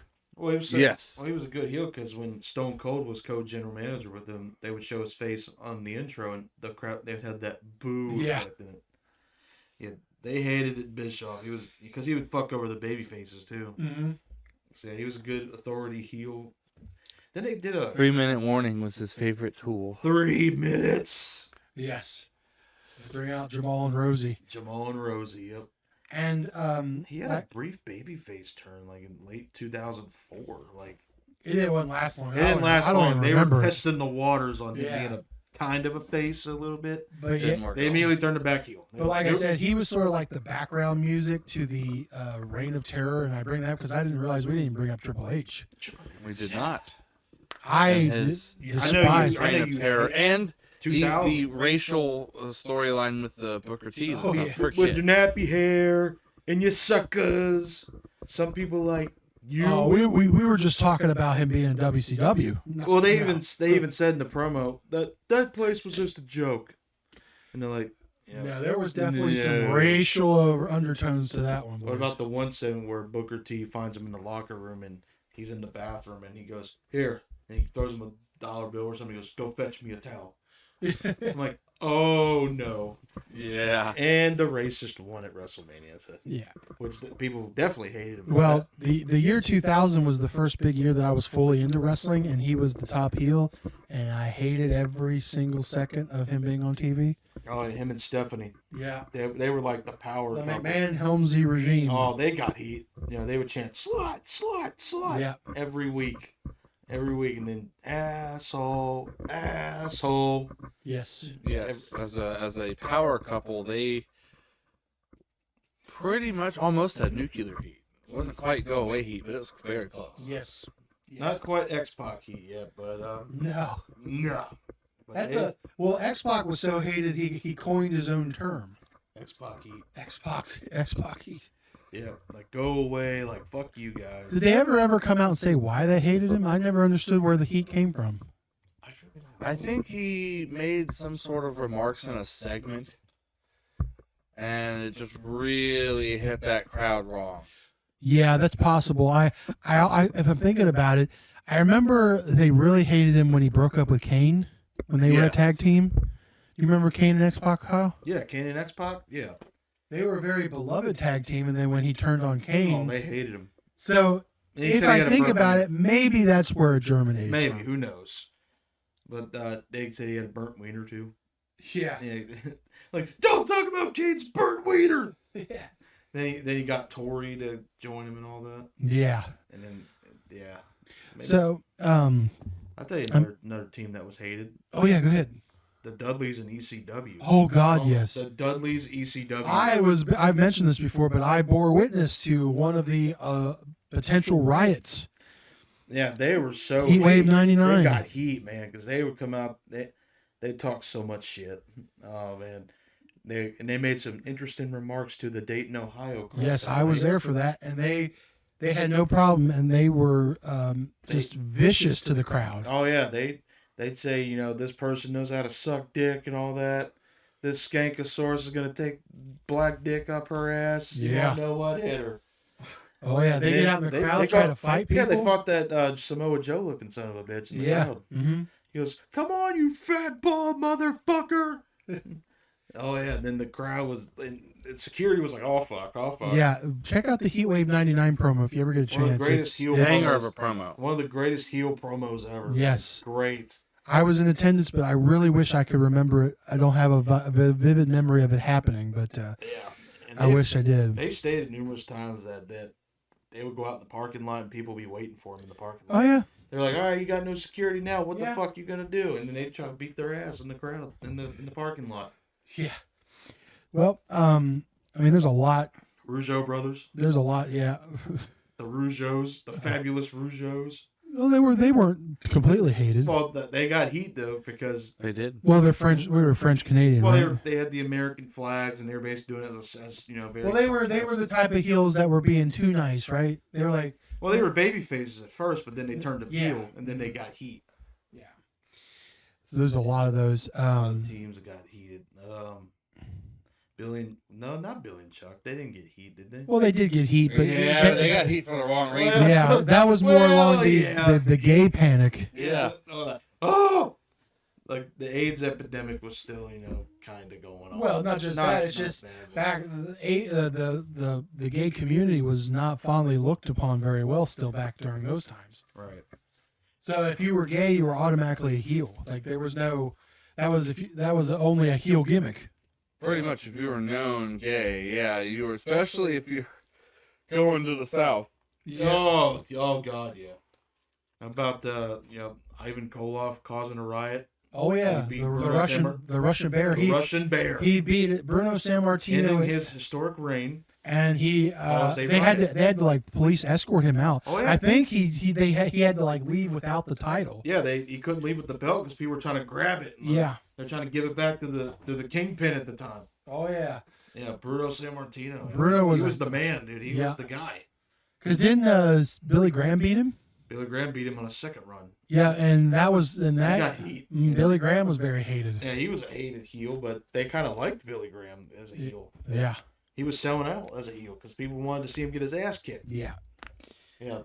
Then the one team in the NWA with Crusher, Barry Darso, Yeah, Crusher Khrushchev. and Ivan and Nikita Koloff. Yeah. They were a hated team. Yep. Well, like we said earlier, that topical Cold times, War. man, with the Cold War. If you put on a red and yellow sickle, or you bore something from, well, not so much in the 80s because Japan was more in the 40s and 50s, but it was topical for the Russians, the Iranians, the Middle Easterns. Yeah, you were going to get some heat. The foreign heel trope was always a good heat eliciter. The Samoans. Yeah. The Wild Samoans. Yep. Mr. Fuji and Tanaka or whatever his tag team partner was. What was it? Was it Masato Tanaka? No, that came later. That was Masato Tanaka was an easy. Yeah, I got that confused. My bad, y'all. Yeah, they were tag team champions of the world. Yeah. The Blackjacks. But yeah, the heat there with those wrestlers, yeah, you can't beat that. And we could go on for days for these And heaters. we may do this again. Yeah, we definitely got plenty of material to go again with this. But before we close up, there's a couple of points. Gilbo, there's still time Toru for you to get in on Tanaka. this. Toru Tanaka. Professor Toru Tanaka. Yeah, but before we close today, there's a couple of things that are currently happening that I thought we might want to discuss briefly before we wrap up. Are you familiar? Have you been watching the whole thing with William Regal and his neck tweet? Yes, I have. The neck. That's an interesting conversation because it's caused a lot of divisiveness amongst wrestlers and fans. Yeah, and then the fact that he didn't tell nobody he had 2 broken necks. Well, he was talking about the Kyle Fletcher spot, right, where he got dropped on his head At World's End. and he made a parent call out to people like, take care of yourselves because of your neck, because he had 2 broken necks. Yes. Well, now it's called tribalism warfare because now the keyboard warriors are like, well, how come you didn't bring this up when WWE dropped Braun Breaker on his head with CM Punk at War Games? Does it matter? Does it fucking matter? He's just trying to bring awareness to people taking these bumps and shit. Exactly. And even Piper Niven had to throw in because she just got her neck fucked up. Yeah. And now she might not wrestle again. Yeah. She might be done. And what about guys like Edge and KO's currently on the shelf for a similar issue. Yeah. What about guys like Edge who had to retire for years because of neck injuries and whatnot? Yeah. Stone Cold getting dropped on his head and all that. Exactly. And now people are jumping on Williams' his case because he's bringing it up just because it was timed right after the Fletcher match. They're like, well, why didn't you bring this up here when WWE? It's like, dude got legitimate grief to talk about that because he's suffered from said injury many a times. And if you're going to listen to anybody, who better than William Regal? Yeah, I mean, Indeed. you think he's just telling you porky pies with that? I mean, I think he even tweeted an X-ray of his neck. Yes, He did. Yeah, and his neck is fucked. Like, it's bad. So to my lovely tribalists out there, go touch grass. And look at Bryan Danielson. Touch some grass. Yeah, touch take a some break grass. from the wrestling. Quit jerking off your cat in the basement. I mean, look at your hero Kenny Omega. Minus the insults. Seriously, About just Bryan- just distance yourselves. Yeah. What about It'll Bryan be Danielson? okay. Everything's okay. Look at Bryan Danielson too. He has issues with his neck. Yeah. Yeah. So You ever seen that William Regal neck drop that broke his neck back in WCW? I might have seen it It briefly was like once. a backslide, and he like landed right on his head. Yeah. And it broke his neck, and he didn't even know. Yeah. He didn't know. So yeah, just let Regal speak his mind. He's got some. And cool it down with the Yeah. neck drops. Like, tuck your head, please. Yes. Tuck your fucking head. I wanted to bring this up too. So, did you see the stat where it's been 60 days Jade Cargill's been champion, and how many title defenses has she had, Mike? Absolutely fucking none. No. Not one. She's had 2 matches the entire time she's been champion, They and they were both squash matches. She's done maybe 1 promo. She's so boring they can't even get her on the damn show. The Storm is absent. Yeah. And with the belt. Yeah. Oh god. Oh boy. Makes you wonder what was the point of even putting the title on. I really wonder. I really do. What in the fuck is going on? Do you think they're protecting her? Because they know she's still green as shit. That's the big thing going around. People are like, Paul's protecting her. Oh, definitely, 1,000%. Because every chance she gets in the ring to show she's getting better, she just shows she's still green. She kind of fucks it up a bit. Because she's not fucking putting in the work. Yeah, I mean, Stratton's reign wasn't that good. Maxine's green as fuck, but I'll give her credit. She's putting in the work. Yeah, she's out there. At least she's had like what 3 or 4 titles. She's having matches. She's doing segments. You know, she's getting it done. A lot of the NXT women are getting it done. Jade, No, not getting it a done. lot of talk, not a whole lot of action. A lot more to be desired. So, All right, we're back, folks. so I think Cargill's a good champion, huh? No, not at all. Yeah. At least when Brock was champion, he came and defended his belt. Yeah, at least when he was part-time. Yeah, what? Jade's full time and she hasn't. Yeah, she's not even part-time. She's just coming in and, hey, guys. They better fucking blow me away with this title run. Is all I'm saying. Well, they haven't so far. It's been 2 Ha months. ha. I look for it to end as dumbly as it began. Well, wait till WrestleMania. Really, I really, think really she's. soon. I'm hopefully. calling it. She's holding the belt till Mania. I'm thinking Bianca's coming back and winning the Rumble Yeah. or doing something. I feel like that's what's gonna happen. They're building to the Bianca Big Cargill match for WrestleMania. I can't wait for that to happen so Bianca can win. And can we get an actual champion on TV every week? Like, it was gonna compete. You know what? At this point, I'll take Twirl my hair and dirt right now over Jade Cargill. I Twirl will my hair take that all day. Throw my hair dirt to dirt. Well, I'll get on a tangent about Bianca at another time. Yeah. And then we'll wrap it up while we were taking a quick break. You pulled it up on your phone. I was going to mention this at some level, but so Mercedes Moné is losing now. on a losing streak. Yeah, we mentioned prior that a couple episodes ago that we were kind of getting tired of the shtick of her winning all the damn belts, and that I said, and these guys said it too, that it was either going to end with her losing all the belts or relinquishing all the belts. Either way, it was going to suck. But now she's losing, and what was that you pulled up on your phone there? It was an apology form from for everyone who doesn't like Mercedes Moné. And we were to not ever disrespect a future first ballot Hall of Famer. This lunacy. I will. I will. Honestly, I mean, maybe considering the women's division isn't really that thick enough to be excluding people out of the Hall of Fame. Nikki Bella's in it, for God's sake. Yeah. Well, here's the thing: if Coco Beware can be in the Hall of Fame, then anybody can. So there's that. So that bitch is in there, even if she has no right to be in that fucking Hall of Fame. Yeah, well, Sorry, all despite you her Bella Hall of Army. Fame achievements, What has she done? it's no. She's It's not a trailblazer. really needs to reevaluate herself. yeah. She's got the talent, but her attitude is completely nasty towards the fans. Oh, yeah. Dude, when she And was it's in not even real heel work. It's just her being a piece of garbage. piece of good, it stinks. And then they're like, oh, where's all the people saying, Mercedes had the creative control? It's like Mercedes Hogan. It's like you realize she wasn't going to hold on to those belts forever. But I still made the point that she still has to lose all the belts. That's why her getting all the belts was the fucking problem in the first place. Here's the real test about creative control. Let's see how long she goes without it. Well, we all know it's going to be Let's see how long she goes without being in the main title picture. until she does her stupid redemption And listen, story. she doesn't have to have it written down, creative control. But I feel like even if it's not that, Tony, the boss, is definitely listening to what her ideas, and he's probably very inclined to go with said ideas. Well, yeah, So you might as well say she has some sort of creative influence. because she was a hot commodity, picking her up for AEW, Yeah. man. So of course she's gonna do that.